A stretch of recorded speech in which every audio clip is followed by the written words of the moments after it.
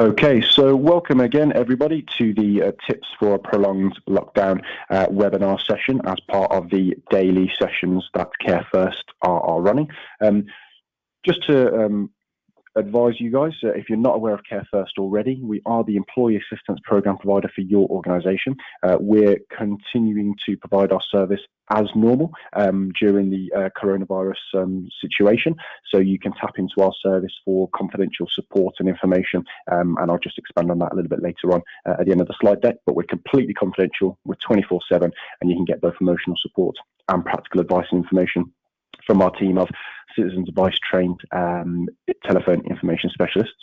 And this session today is just a compilation of a few kind of simple tips that we've come up with as a team and things that we've seen out there online, etc. So these are just a few suggestions to maybe add into our lifestyle and help with our kind of daily lives, both working and socially, if we are faced with a prolonged lockdown. Following the latest government advice, if you're able to work from home, you're obviously encouraged to continue doing so. And the government are encouraging people who can't work from home to return to work if their employer invite them back, and if that work is still going ahead. So obviously the key message there is to check with your employer to make sure they are open and you should go back into the workplace. But obviously for a lot of us that means or may mean a longer change to our working lives or our social lives and our lifestyle. So maybe just a couple of simple tips, some things that we might take on board, or we might not touch with a barge pole. Maybe the first one, as you'll see in a second. Just to help with our daily lives and things like that. And like I said before we started recording the session, if you have any tips or any insights yourself that you think would be really useful to share with attendees today, please feel free to pop these into the questions or chat pane as we move through, and we can raise these at the end. And it's all about sharing and collaborating at this time to help each other out during these unprecedented times. So tip one for a prolonged lockdown is how we can stay fresh and sharp, because it can be a big change to our life, especially if we're working from home and spending a lot of time at home. So we want to still stay fresh and sharp, both physically and mentally. And this comes from an article in a book I read recently, which talked about cold showers and introducing regular cold showers into your lifestyle. So yeah, we're going to kind of explore the benefits of cold showers now. And I know a lot of people are thinking, I'm not going to put myself through that. Why on earth would I do that? That was exactly my reaction when I was suggested it by a friend of mine. However, reading the kind of the tips and the science behind it sold me, and I can safely say that since just before the beginning of lockdown, I've started every day with a cold shower, and definitely feel a lot fresher and brighter in myself, both physically and mentally. So it's worked for me, and it may well work for yourself if you want to introduce it into your lifestyle. So there are some really good health benefits to cold showers.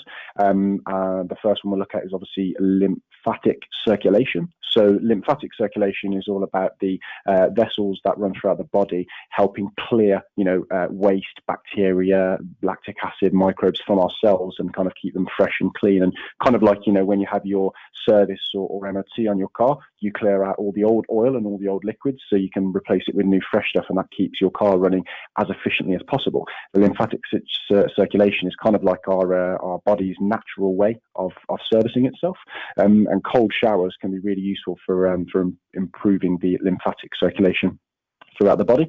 And obviously cardiovascular circulation can be really improved also. So the kind of the rates and how efficient our blood is being pumped around our body. Our heart's forced to pump more efficiently when we've got that kind of shock of cold water immersion, and it helps to supply our body with all the oxygen and nutrients it needs. So on a routine basis, that can really help promote a healthy body, healthy blood circulation, and a healthy body, sorry. Another benefit is reducing muscle inflammation. So when we do activities, sometimes they may be more strenuous than others. That may well be exercise, or it could be kind of chores and housework and things like that, where we're overdoing it a little bit and stretching a bit more than we should do, or doing a little bit longer exercise than maybe our body can cope with. That can lead to microscopic tears and fibers and inflammation in our muscles and in our tissues. So when we obviously have a cold shower, that helps to reduce the swelling, reduce inflammation, and even numb nerve endings, bringing immediate relief. So, in essence, that natural cold shower can replace some of the anti-inflammatories or things, or work alongside them if they're prescribed, or if we want to continue taking those as well. So really, really good bit there. There are lots of medical and fitness professionals that cite cold showers on a regular basis can really benefit our sense of well-being and our emotional and mental health, as well as boosting our mood. And it's also been cited as treating with depression and anxiety symptoms. And I know an interview I watched many months ago on Sky Sports News with Monty Panesar, who's the ex-England international cricketer. He mentioned some of the things he was doing, which are kind of natural remedies and things he's done in his lifestyle in terms of exercise and cold showers and things like that. That really helped with his anxiety and depression, which were obviously natural things he took part in and did, rather than going down the route of medication and things like that. It can help with weight loss as well. When we're taking regular cold showers or baths, it can boost our metabolism. It forces our body to work harder to keep warm, which burns more calories, and it can also impact the type of fat that we produce as well. And also, cold water helps to reduce the size of our pores and tightens our skin. So when we're having regular cold showers, it stops our body releasing oils, like when we have warm showers and warm baths. So we have less oil that can lead to greasy hair and breakouts. And similar to inflammation, it can help with reducing pain and swelling also.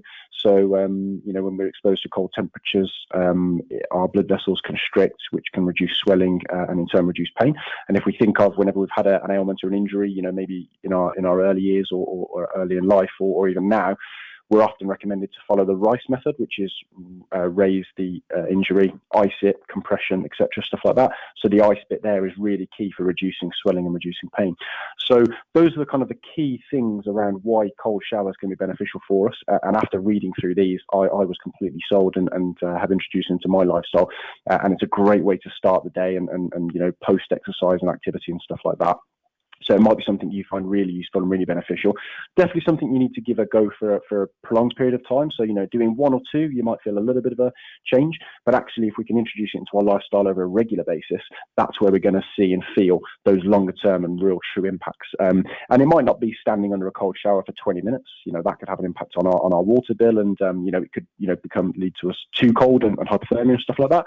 But maybe you start off small and you start with your warm shower, shampoo your hair, clean your body, that sort of thing. And then you might finish with a couple of minutes blast at the end of it, or just go straight in for a very quick, swift, cold shower. And it can make us feel really, really fresh and bright. Hopefully some science and some information there to really back up and support why that's such a good tip that we wanted to include in this slide deck. Second tip is creating a routine, and it can be really useful to stay on top of things, both work and socially, and can be really helpful to add some structure. So, routine, if anybody's read the article we put together alongside this one, is defined as a balanced mix of activities, which for many of us can be study or work. It could be getting through your housework or your DIY chores, hobbies, exercise, social activities, stuff like that. But regardless of what we're doing, a routine really can provide structure and kind of meaning to our day and what we're doing. Can really make us make the most of our time and avoid any stresses or anxieties or forgetting things and stuff like that. Maybe we all need to get a bit creative of how we structure that routine and how we record it, because there's lots of digital apps and things we can download and things like that. Sometimes it might be, going old school and just a simple pen and paper, or using the notes on your phone, that sort of thing. And just to give you an example, this is a routine I created on my notes app on my iPhone, just to help me structure my working day. So, following this on a structured basis all the way through really helps me to make the most of my day, stay on top of things, gives me a focus and a sense of structure, so I'm not kind of procrastinating and worrying about things too much. You'll notice that I've only marked watching news once. That can be a really useful way to kind of manage and monitor what information you take on board and making sure it's factual, making sure I've got some time in there for relaxation, maybe trying some mindfulness or some reading or a game or varying that throughout the week. So every day that relaxed period might look a bit different, and trying to stay on top of when I get up in the morning and having my cold shower and starting off with something active to sort of stay positive both physically and mentally. So that's just how the day looks for me, but that might look very different for yourself, especially if you've got kids or you work at different working hours, etc. And this is a daily work routine followed by an evening post-work routine. You may also want to structure a social routine at the weekend. So there might be some books you want to read or some series you want to watch or some some activities you want to get involved in. So having that routine at the weekend as well can be really useful to stay on top of your things around mindfulness and learning and stuff like that. The third tip is looking at the 5 ways to wellbeing. Now, some of you might be familiar with the 5 ways to wellbeing already. There are 5 things you can introduce into your lifestyle that can be really beneficial and really positive for your mental wellbeing. And we'll look through those over the next couple of slides.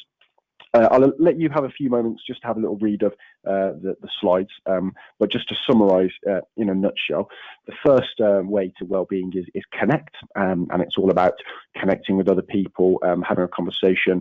We might, be seeing the adverts at the moment where there's a little kind of pause from our normal adverts from, B&Q or McDonald's or whatever, and it might be, a sports athlete or a professional, celebrity or something like that, kind of encouraging everybody to sort of choose someone in your phone list, pick up the phone, have a conversation or have a chat and just get that connection and still maintain that human interaction, even though we are, in isolation and restricted in terms of what we can do.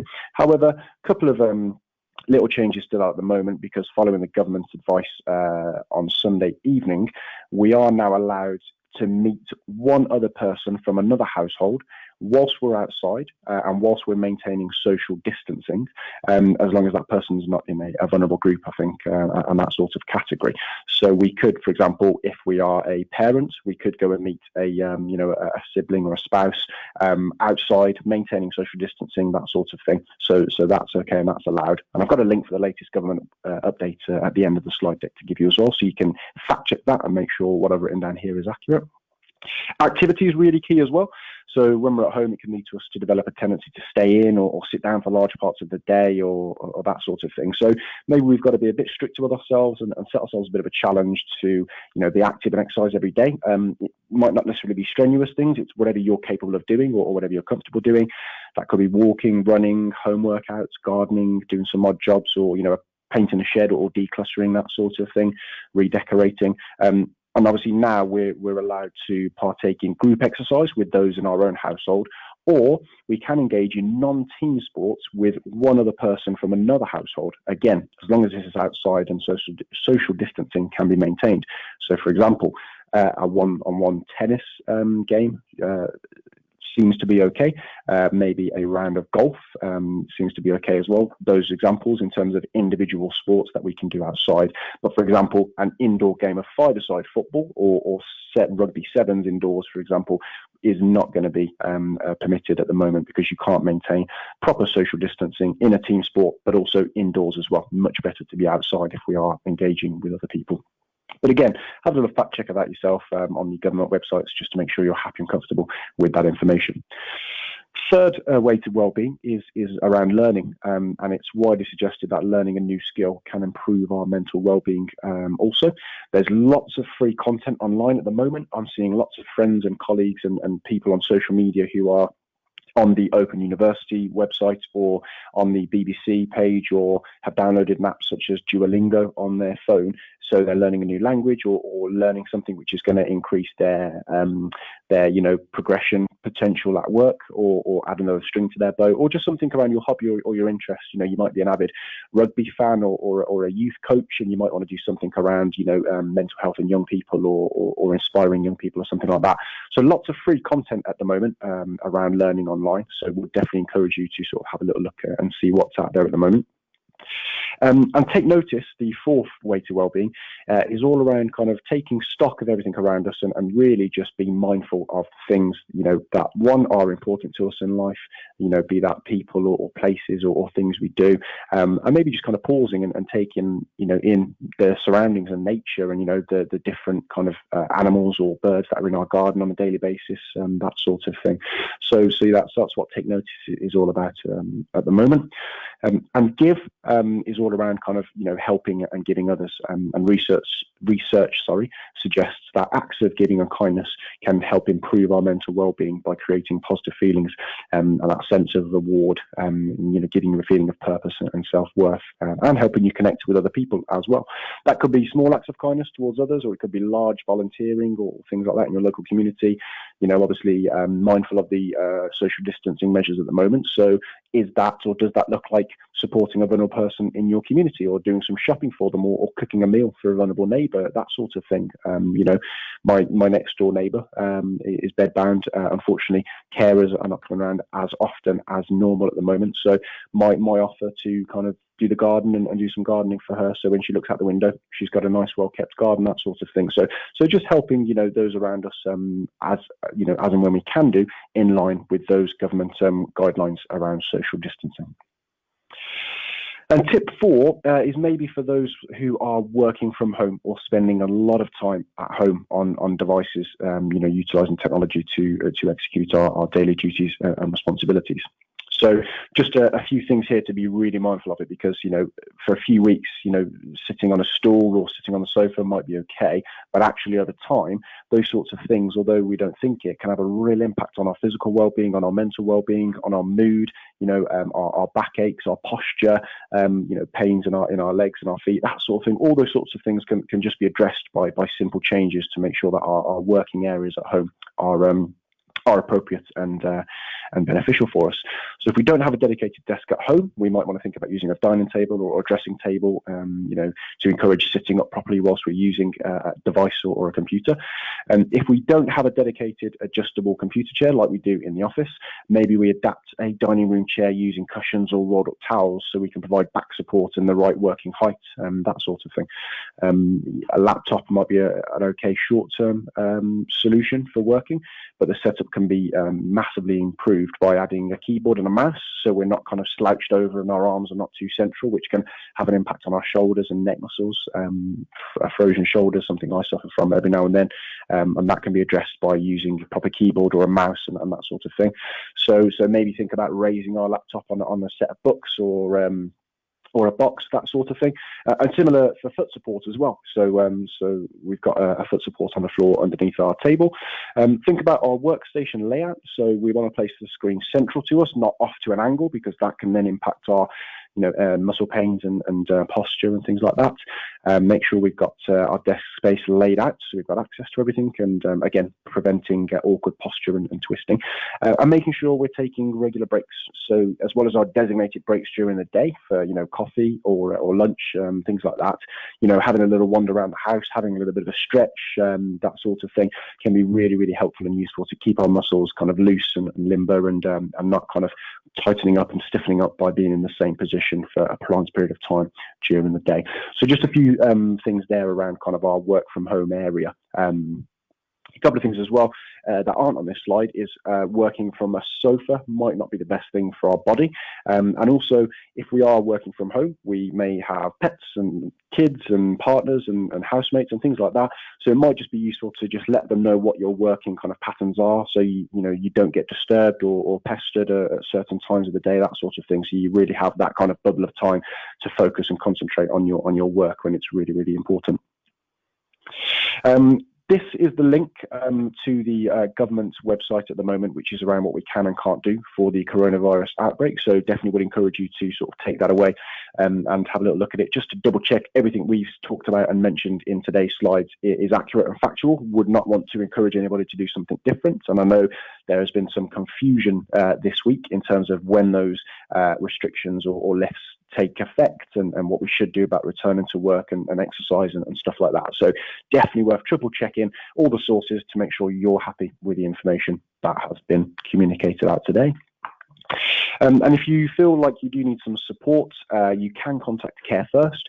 So as I mentioned, we have our professionally trained and accredited counsellors who operate our 24/7 free and confidential counselling helpline.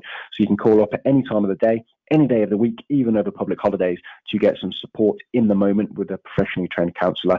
We're seeing lots of calls around coronavirus at the moment, as well as other impacts and issues that might be affecting us as a kind of, an offshoot of the coronavirus, increased anxiety and depression levels, domestic abuse and violence, that sort of thing, or all the day-to-day things that we can support with, either work-related issues or personal issues at home, completely free and completely confidential.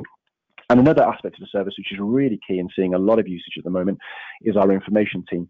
So they're citizens advice trained, and they provide all the general and practical information and advice that the CAB would normally do so. And again, they're available on the phone. That team is Monday to Friday, 8 a.m. to 8 p.m. And they're providing a lot of support and information at the moment around furlough, employment, sick pay, benefits, that sort of thing. So yeah, emotional support or practical questions and queries, please do give the service a call. We haven't got the number visible on the slides today because your organization may have a particular number or a dedicated line that you can use to contact the service. So hopefully you'll be okay to tap into your organization. Perhaps you've got access to the intranet or posters and leaflets have been sent out. If you want to drop me an email after today to get the number, if you don't want to approach your organization for the number because you want to maintain that confidentiality, please feel free to do so, and I can return an email with your organization's dedicated number on it. But just to reiterate, it's completely confidential. The numbers are completely free to call, and it's all about providing that impartial support and information independent of the situation that you might be experiencing. That's everything from me today. So thank you very much for your time on the session. Hopefully it was useful and beneficial. Just going to have a little skim through the questions now and the insights to share. But if you've got any questions you haven't posted, please feel free to pop them in now. I'll read them out anonymously, and I'll be online for a few more moments just to give you a bit of time to ask any questions.